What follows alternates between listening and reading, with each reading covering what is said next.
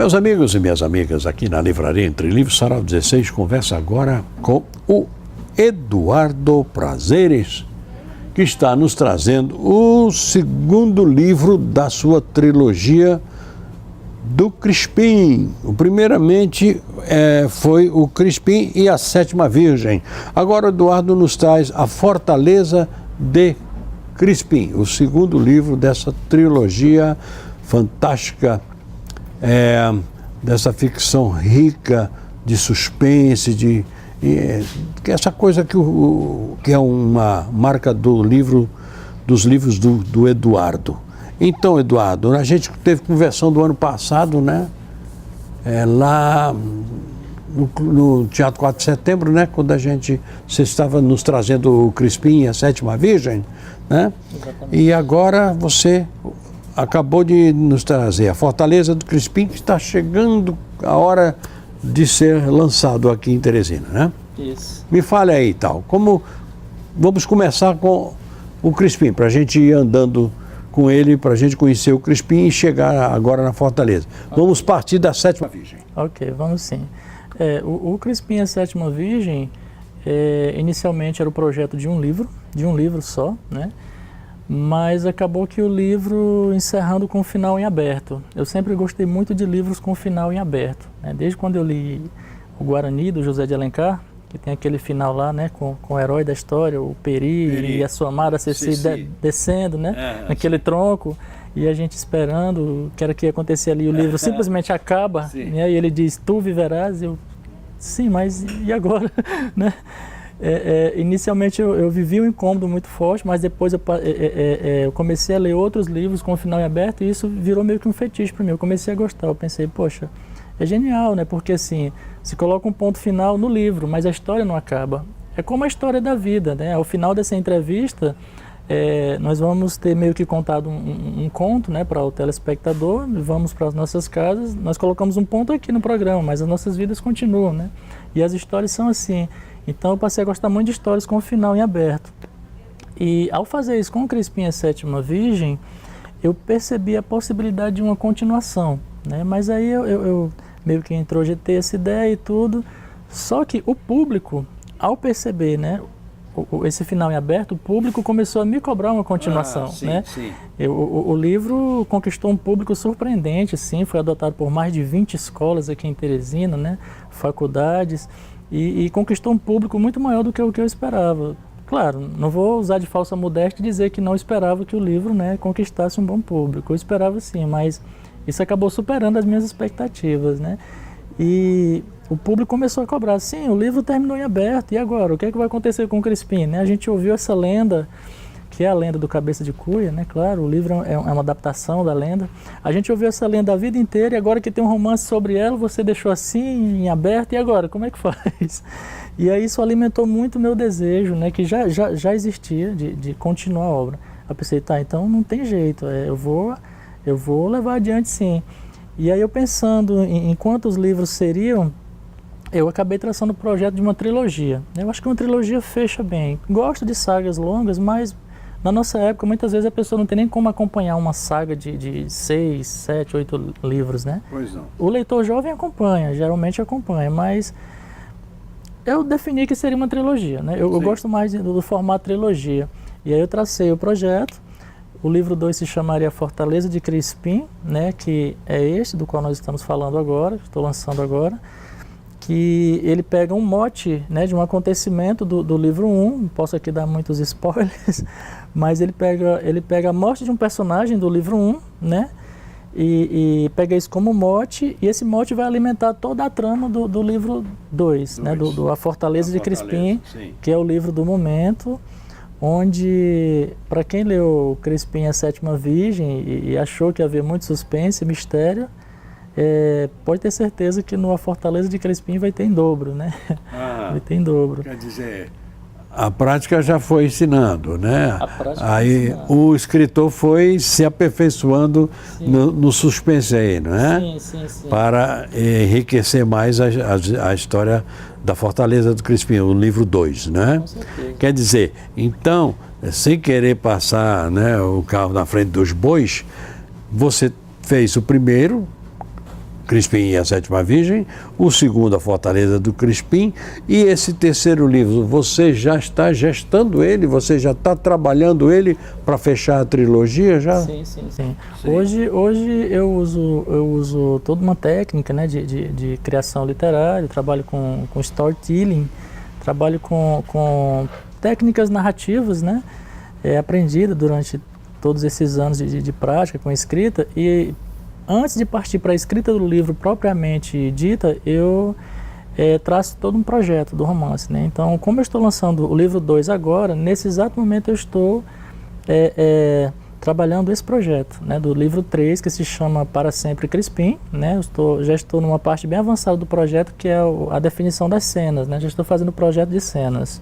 Eu faço alguns procedimentos antes, e após esses procedimentos eu já vou para uma lista de cenas, que é a última etapa da preparação do projeto, né? A partir dessa preparação das cenas, aí já vou direto para a escrita do livro em si, que vai acontecer agora a partir de fevereiro, né? A partir de fevereiro eu entro no livro propriamente dito, já com ele todo projetado, sabendo o que vai acontecer do início ao fim. Certo. Me diga uma coisa, Eduardo, você está ali a Sétima Virgem. Por que a sétima? Então, muita gente já me perguntou isso. E é uma pergunta interessante mesmo. Porque, veja bem, na versão original da Lenda do Crispim, ele foi condenado a sacrificar ou devorar 7 Marias Virgens, né? Sim. Então, assim, se ele conseguisse, né, essa missão macabra, né, de sacrificar essas 7 Marias Virgens, ele se libertaria da sua maldição, né, que é viver como um monstro nas águas dos rios Parnaíba e Poti. Então, o que é que eu pensei? Qual seria o recorte, assim, da história, o momento da história mais interessante para focar, né, para criar uma história em cima dele? Então, eu pensei que o momento da Sétima Virgem seria o mais interessante, porque seria o momento mais dramático, né? O ápice, né, da coisa toda. É o momento onde ele se libertaria ou não da maldição, né? Então, seria assim, o apogeu da história toda, porque a lenda tradicional a gente sempre ouviu, né, desde criança. Então, eu acho que esse momento da Sétima Virgem, ele traria um interesse novo, né? Principalmente se ele ainda não a tivesse encontrado, que é o que acontece no Crispim e a Sétima Virgem, né? As 6 já foram, e aí ele retorna à forma humana, né? Na forma de um rapaz muito bonito, mas sem memória, e sai vagando pela cidade, um homem de mais de 200 anos com a aparência de um homem de 18 anos, né? Vagando por um mundo que ele não conhece, porque ele vem de 200 anos atrás, nem eletricidade tinha, né? Sim. Imagine você dormir lá em 1792 e acordar em 2009, que é quando se passa o Crispim e a Sétima Virgem, né, com toda a nossa tecnologia. É um pesadelo para ele, nosso mundo. Claro. Né? Então isso já traria para o Crispim toda uma série de desafios, né? Já colocaria ele dentro de uma situação dramática assim, muito interessante, né? Sim. E eu pensei, então tem que ser isso, tem que ser o momento da Sétima Virgem. E a identidade da Sétima Virgem seria uma curiosidade muito grande para o leitor, né? Quem é a Sétima Virgem, né? Por que é ela? Como é que ele vai encontrar ela? Então teria uma série de elementos muito interessantes. Eu pensei, então vai ser Crispim e a Sétima Virgem. E da Sétima Virgem, você já revelou que um personagem, por exemplo, além do Crispim, tem um personagem que sai da Sétima Virgem e vem para Fortaleza. Na verdade... Um ou mais personagens, como é? Sim, como é uma continuação, os personagens surgidos no Crispim e a Sétima Virgem, eles prosseguem, né? Eles prosseguem... No A Fortaleza de Crispim. Sim. O que acontece menos as Virgens Mortas. As Virgens Mortas, assim, elas foram sacrificadas a cada 31 anos, né? O Crispim recebeu a maldição em 1792. Então, a primeira virgem sacrificada foi em 1823. E de lá para cá, a cada 31 anos, uma delas foi sendo sacrificada. Né? Sim. Então, assim, quando chegou o ano da Sétima Virgem, que é o ano de 2009, ao contrário do que sempre acontecia, né, dele atrair a Maria Virgem até a margem do rio, ele sai da água na forma humana pela primeira vez. Né? Isso acontece no Crispim e a Sétima Virgem. E o que acontece no Fortaleza de Crispim, né, o mote do A Fortaleza de Crispim, é que um personagem do livro 1 é morto pelo próprio Crispim, né? Numa situação em que os leitores que já conhecem a história já sabem como aconteceu, né? E o livro 2 é meio que uma história de vingança, né? Porque esse personagem, na verdade, ele não é daqui, ele é um mago europeu, né? Que veio a Teresina junto com uma seita que se formou para impedir o Crispim de encontrar a Sétima Virgem. Essa seita ela vem do arquipélago dos Açores, né? e eles estão em Teresina para impedir o Crispim. Mas quem são eles, né?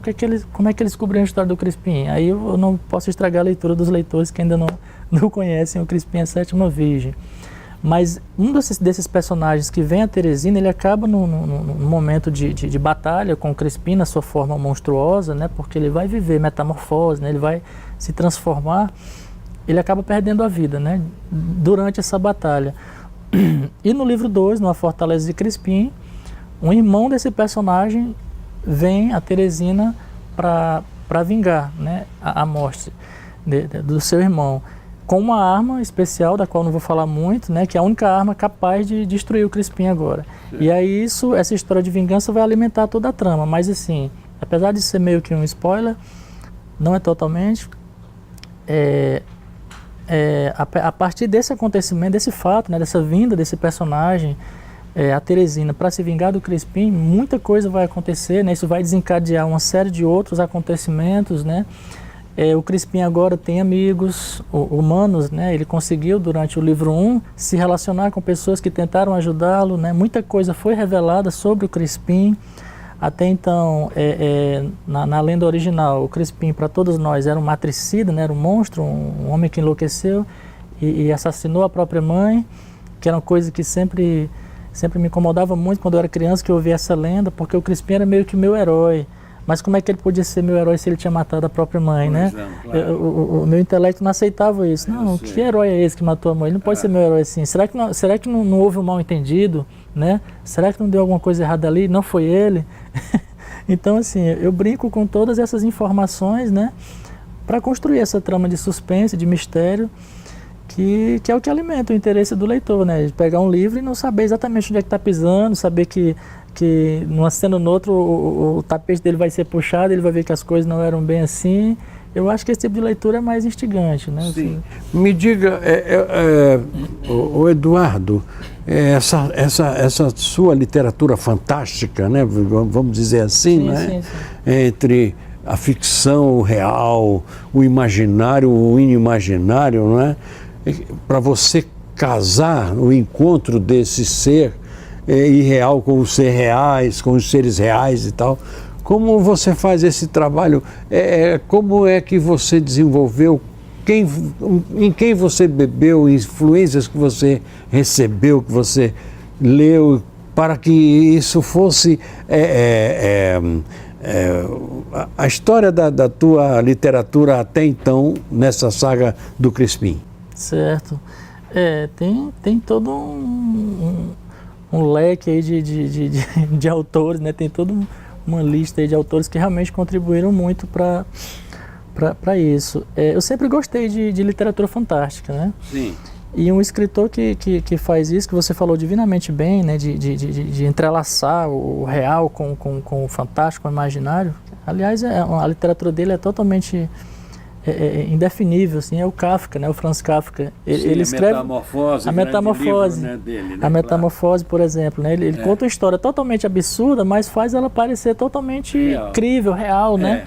Então o Kafka é um mestre em fazer isso. Quando eu li a Metamorfose, né, eu fiquei fascinado. Eu fui procurar os outros livros do Kafka, aí li o Castelo, o Processo. O Processo é muito interessante. E eu pensei, nossa, que cara louco, né? Uma coisa totalmente absurda, de repente parece totalmente real, né? Verdade. E aí depois travei contato com a obra do Edgar Allan Poe, isso lá no início, né, das minhas primeiras leituras nesse gênero. Sim.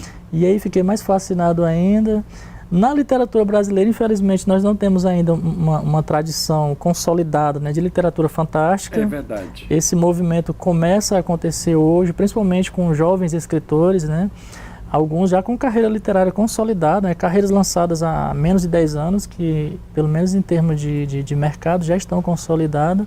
Isso é muito bom, porque o fantástico, né, o sobrenatural, ele é um dos fascínios mais primitivos do ser humano, né? Desde quando nós morávamos nas cavernas, a gente já olhava para as estrelas, já com um certo estranhamento, já querendo saber, né, que coisinhas eram aquelas piscando lá no céu, querendo alguma explicação, né?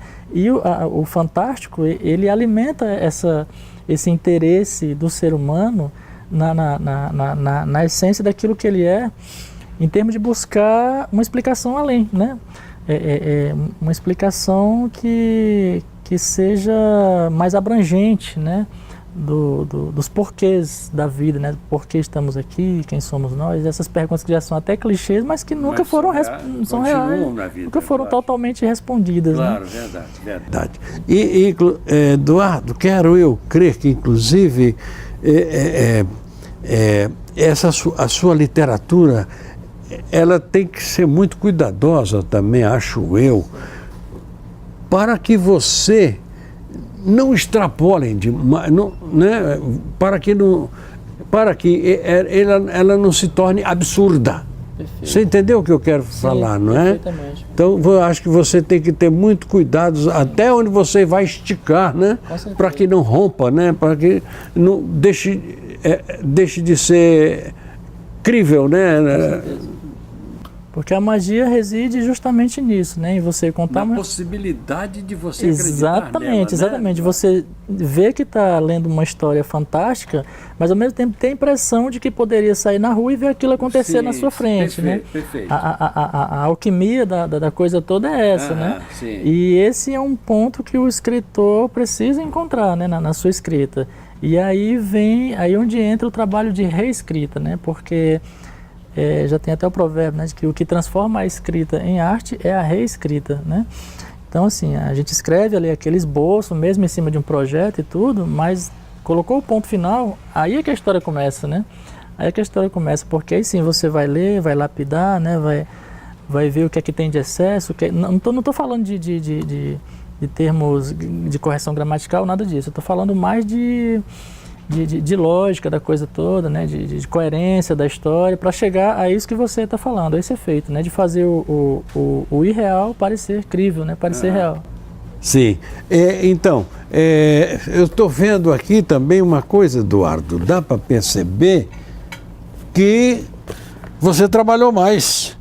O Crispim é menor, a fortaleza do Crispim já está maior. Sim. Deixa eu ver aqui. Aqui nós estamos com 190, 200 páginas aqui. Aqui nós já estamos com 300.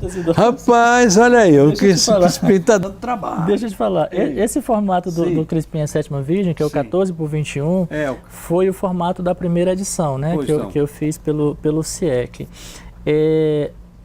A editora Nova Aliança vai estar lançando a segunda edição desse livro, né, agora em fevereiro, inclusive dia 17 de fevereiro, aqui na livraria Nova Aliança, vai estar sendo lançada a segunda edição do Crispim a Sétima Virgem, já nesse formato, né, com esse tamanho que é o 15x23, que é um tamanho bem maior. Né, o livro vai ter uma nova diagramação, inclusive as medidas do livro foram aumentadas, né, então ele vai ter também esse tamanho aqui, esse formato. Né. Sei.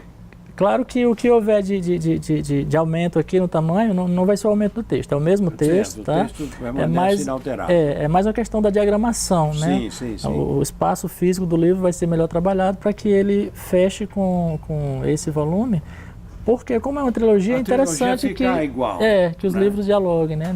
Nesse aspecto também, no aspecto gráfico, né? Do projeto gráfico. Tá ótimo, tá bom. Interessante, Eduardo.